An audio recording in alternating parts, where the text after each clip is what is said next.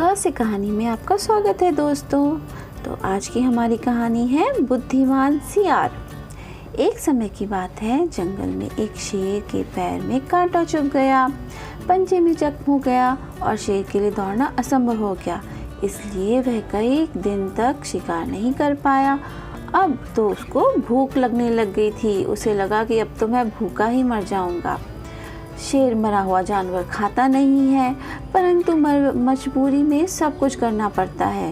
लंगड़ा शेर किसी घायल अथवा मरे हुए जानवर की तलाश में जंगल में भटकने लगा, किंतु उसे कहीं कुछ हाथ नहीं लगा। धीरे धीरे पैर घसीटता हुआ वह एक गुफा के पास आ पहुंचा। गुफा गहरी और सकरी थी, ठीक वैसी जैसी जंगली जानवरों के मान के रूप में काम आती है। उसने उसके अंदर झांका। मान खाली थी, पर चारों ओर उसे इस बात के प्रमाण नजर आए कि उसमें किसी जानवर का बसेरा है।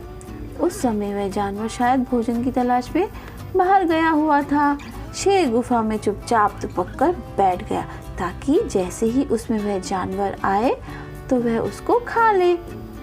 उस गुफा में एक सियार रहता था, जो दिन को बाहर घूमता रहता और रात को लौट आता था। उसी दिन सूरज डूबने के बाद वह लौट आया। सियार काफी चालाक था।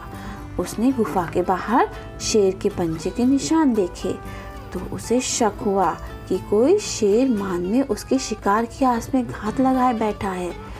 उसने अपने शक को पुष्टि के लिए सोच विचार कर एक चाल चली। गुफा के मुहाने से कुछ दूर जाकर उसने आवाज दी, गुफा ओ गुफा, गुफा ओ गुफा। गुफा में चुप्पी छाई रही। भीतर दम साधे शेर बैठा रहा। भूख के मारे पेट गुलगुला रहा था। उसे यही इंतजार था कि कब सियार अंदर आए और वह उसे पेट में पहुंच जाए।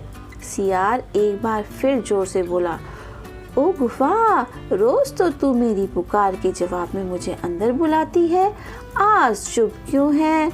मैंने पहले ही कह रखा है कि जिस दिन तू मुझे नहीं बुलाएगी उस दिन मैं किसी दूसरी गुफा में चला जाऊंगा।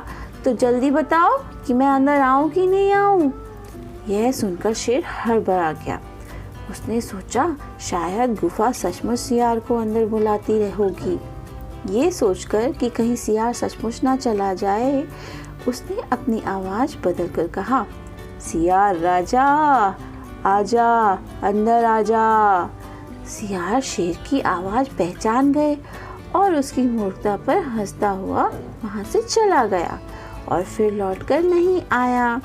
मूर्ख शेर उसी गुफा में भूखा प्यासा मर गया। तो इस कहानी से हमें यह शिक्षा मिलती है कि सतर्क व्यक्ति जीवन में कभी धोखा नहीं खाते। तो आपको भी हमेशा सतर्क रहना है। Bye bye.